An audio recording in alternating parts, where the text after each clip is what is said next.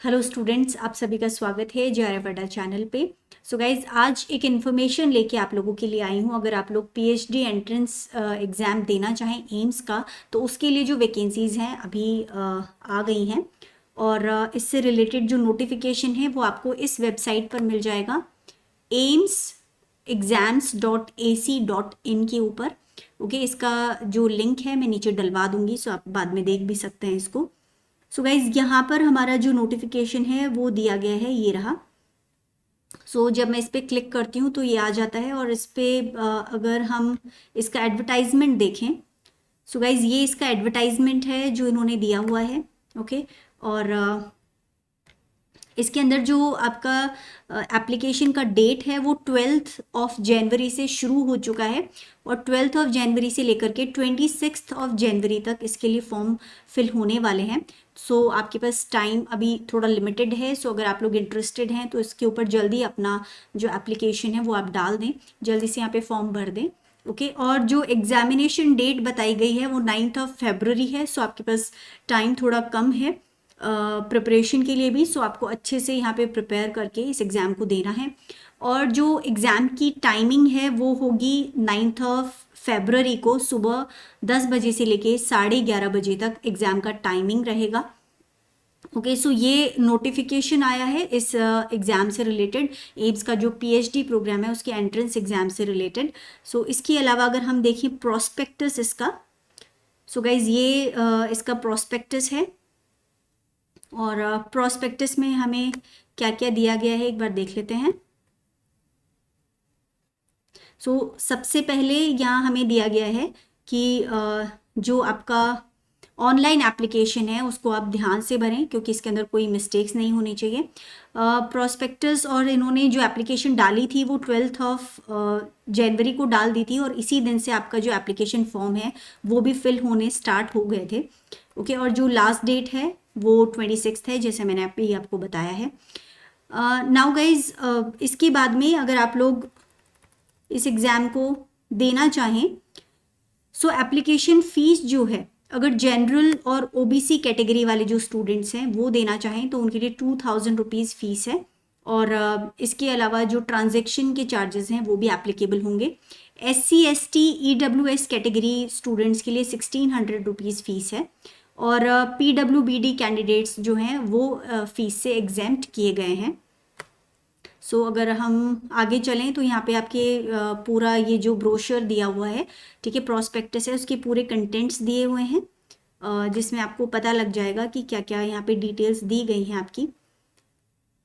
Guys, जो mode of exam है आपका वो कंप्यूटर बेस्ड टेस्ट ये होने वाला है, ऑनलाइन टेस्ट होगा। 90 मिनट्स का टेस्ट होगा। स्टेज 1 और स्टेज 2 दो स्टेजेस में इसको डिवाइड किया गया है। एग्ज़ाम का डेट है 9 फरवरी।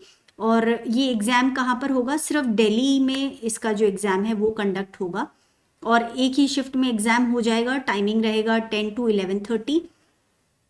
इसके अलावा जो मीडियम लैंग्वेज है, जो लैंग्वेज ऑफ पेपर रहने वाला है वो इंग्लिश है।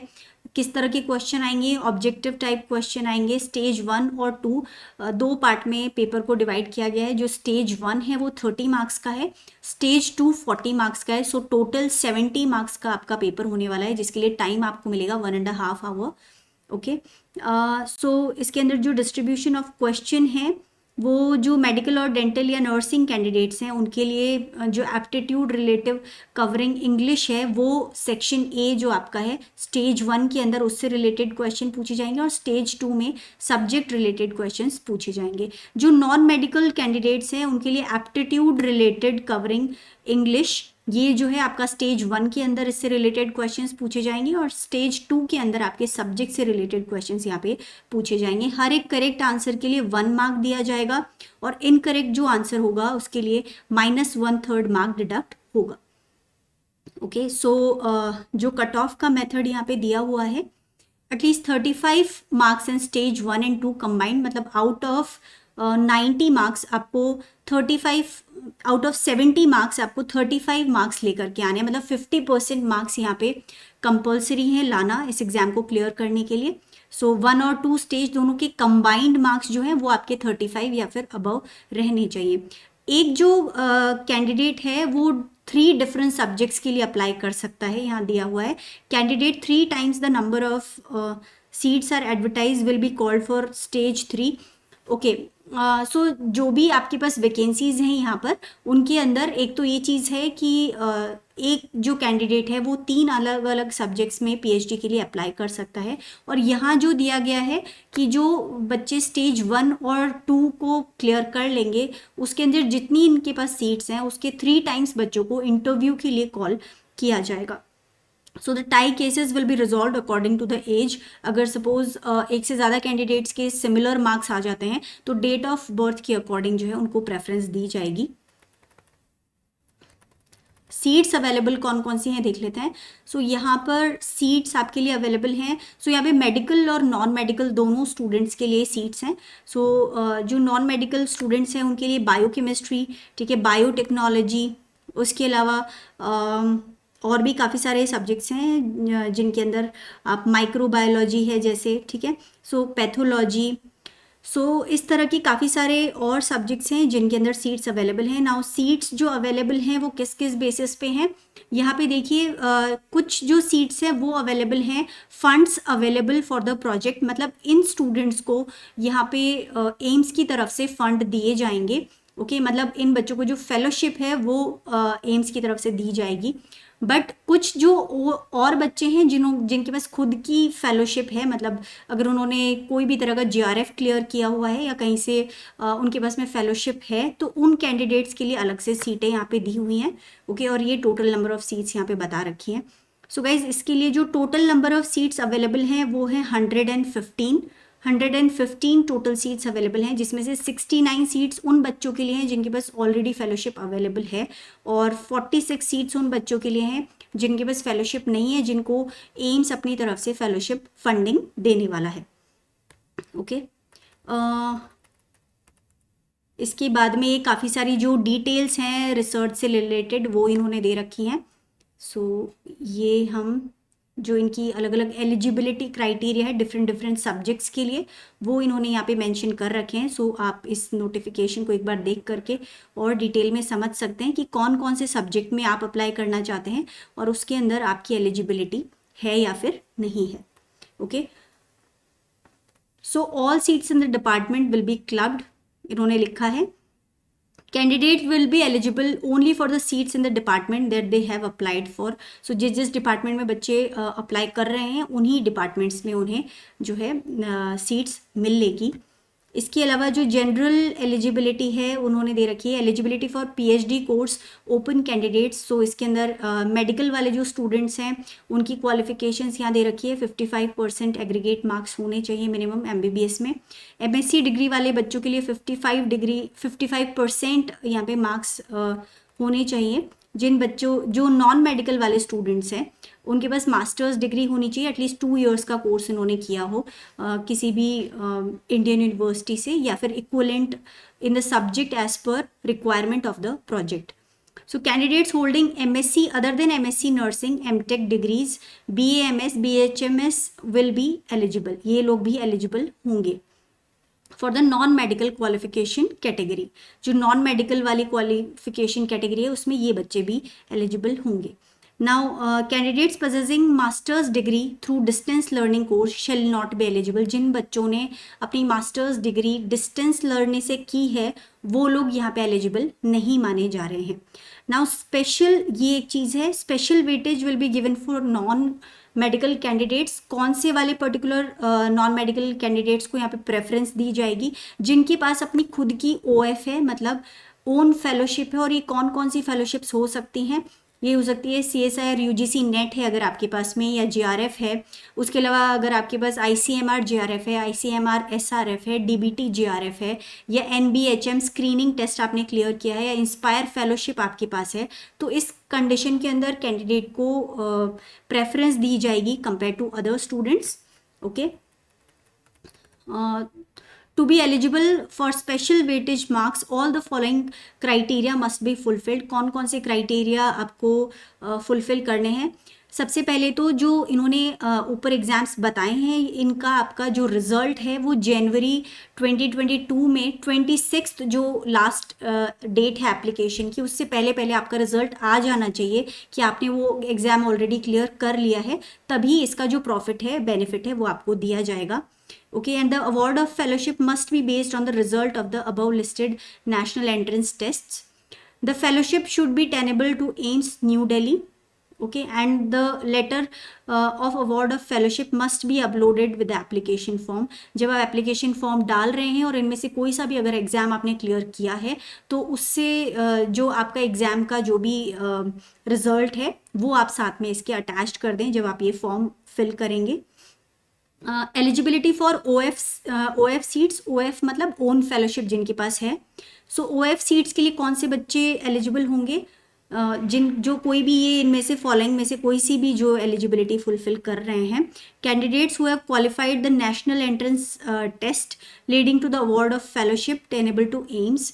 सो जिन्होंने भी बच्चों ने नेट क्वालिफाई किया है और साथ में GRF है उनके पास में, मतलब उनके पास फेलोशिप है.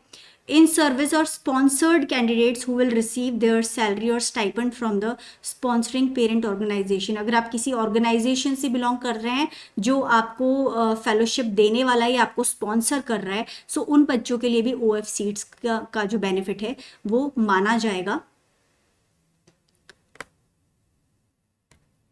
सो जो स्टूडेंट्स अगर किसी सेंट्रल गवर्नमेंट या सेमी गवर्नमेंट ऑटोनोमस ऑर्गेनाइजेशन में ऑलरेडी काम कर रहे हैं, वो भी प्रॉपर अपने एम्प्लॉयर से परमिशन के साथ में यहाँ पे फॉर्म फिल कर सकते हैं और उन्हें एक नो ऑब्जेक्शन सर्टिफिकेट साथ में लगाना होगा जो कि एम्प्लॉयर से उन्हें ला के देना होगा.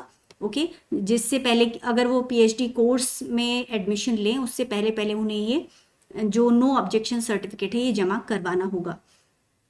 Candidates who are likely to complete the requisite qualification and degree by 26/1/2024 may also apply. जो बच्चे अपनी जो इसमें required qualification है वो 26 से पहले पहले जो भी बच्चे complete कर लेंगे वो भी इसके लिए eligible हैं, वो इसके अंदर अपना फॉर्म भर सकते हैं. सो गाइज यहाँ पे देखते हैं एक बार ड्यूरेशन ऑफ कोर्स क्या है. सो ड्यूरेशन जो टाइम पीरियड है registration submission of the thesis, so ये all the candidates who are registered for PhD shall be 3 years. So this is the minimum time period. 3 years जो है minimum time period रहेगा और जो maximum time period है वो यहाँ पे 5 years बताया गया है कि मिनिमम 3 से 5 years के अंदर आपको अपना PhD वर्क जो है वो कंप्लीट करके अपना थीसिस सबमिट कर देना है. सो एक्सटेंशन 5 years के बाद में 6 months का एक्सटेंशन दिया जा सकता है अगर कोई एकेडमिक कमिटी इसको अप्रूव करती है. Okay, so this is all about the duration of the course. Now थोड़ा नीचे और आते हैं मेथड ऑफ सिलेक्शन पे. सो सिलेक्शन जैसे हमने बात की थी, स्टेजेस 1 and 2 में एग्जाम होने वाला है. स्टेज 1 30 मार्क्स का होगा, 30 MCQs आएंगे जो कि हर एक क्वेश्चन 1 मार्क का होगा. स्टेज 2 जो है 40 मार्क्स का है और 40 MCQs आएंगे. और जैसे अभी हमने डिस्कस किया था 70 मार्क्स का टोटल पेपर है जिसके अंदर से 35 मार्क्स लाने कंपलसरी हैं. ड्यूरेशन जो टोटल है एग्जाम का वो 90 मिनट्स का है और स्पेशल वेटेज दिया जाएगा यहाँ मेडिकल डेंटल नर्सिंग कैंडिडेट्स को. ठीक है, they are eligible for 10 marks will be added to the total score of stage 1 and 2 for the candidates who will fulfill both the following criteria. They are eligible for stage 3 मतलब जिन्होंने stage 1 और 2 clear कर लिया है उन्हें, और they also hold a medical degree. इनमें से अगर कोई मेडिकल डिग्री उनके पास में है तो उन्हें प्रेफरेंस दिया जाएगा, 10 मार्क्स उनके ऐड कर दिए जाएंगे. नॉन मेडिकल कैंडिडेट्स कौन कौन से हैं जिनको 10 मार्क्स एडिशनली मिलेंगे? सबसे पहले स्टेज 1 and 2 का जो स्कोर है who will fulfil both the criteria, they are eligible for stage 3. Stage 3 पे आप एलिजिबल कब होंगे? जब आप स्टेज 1 and 2 50% मार्क्स से क्लियर कर लेते हैं तो आपको 10 मार्क्स यहाँ पे दिए जाएंगे एक्स्ट्रा। और दूसरा क्राइटेरिया क्या है इन 10 मार्क्स के लिए, they also have qualified any of the following national entrance test, जो अभी हमने डिस्कस किए थे वो सभी एग्जाम्स हैं। सो इसके अंदर यही प्रेफरेंस दिया जाएगा कि जिन बच्चों ने इनमें से कोई भी एग्जाम क्लियर कर रखा है, सो उन बच्चों को 10 मार्क्स एडिशनली दिए जाएंगे जो आपका स्टेज 3 होगा उसके अंदर। Okay guys, so the final result के बारे में यहाँ बताया, candidates who secure 50% marks in stage 1 and 2 and stage and 3 combined shall be eligible for admission and shall be included in the final merit list.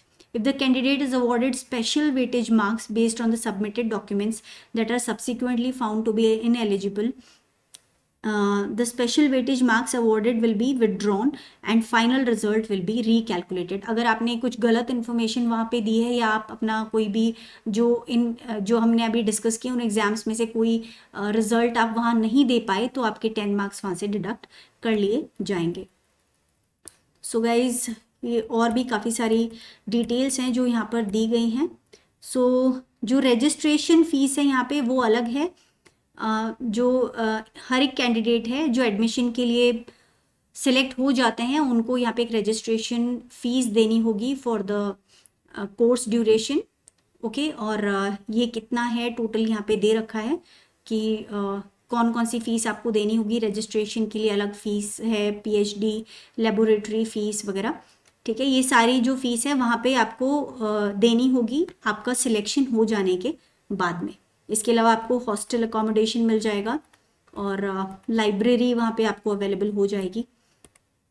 So guys, ये जो state codes हैं ये सारा कुछ आपको फॉर्म जब आप फिल करने लगेंगे तो आपको ये सारी की सारी डिटेल्स मिल जाएंगी। तो इस तरह से काफ़ी अच्छी अपॉर्चुनिटी आपके पास में अवेलेबल है। अगर आपने नेट या कोई और एग्ज़ाम क्लियर नहीं भी किया है और इनमें से किसी सब्जेक्ट में आप देना चाहते हैं एग्ज़ाम, तो आप अपना जो स्कोर है वो अच्छा अगर बना लेते हैं 70 में से, तो फिर भी आपका सिलेक्शन होने के काफ़ी चांसेस हैं। तो आपको ज़रूर फॉर्म भरना चाहिए इस एग्ज़ाम के लिए। और एग्ज़ाम के साथ में आप दोबारा से अपना जो पीएचडी के साथ में भी नेट या फिर जेआरएफ क्लियर करने का कोशिश कर सकते हैं। सो इसका जो भी लिंक है वो डिस्क्रिप्शन में मैं नीचे डलवा दूंगी और आप वहाँ से देख सकते हैं पूरे फॉर्म को। 26 इसकी लास्ट डेट है जिससे पहले पहले आपको फॉर्म फिल करना होगा। सो गाइज, इसके साथ ही ये इन्फॉर्मेशन यहाँ पे आपको मैंने दे दी है। इसके अलावा अगर आप लोग CSIR नेट की कंप्लीट प्रिपरेशन करना चाहें लाइफ साइंसेस के अंदर तो आप हमें ज्वाइन कर सकते हैं JRF अड्डा की ऐप पे, जो आपको मिल जाएगी JRF अड्डा की वेबसाइट पे जाकर। और वहाँ पर आपको अभी ज्वाइन करने पे मिल जाएगा ये कोर्स 13,999 के प्राइस पे for a validity of 12 months.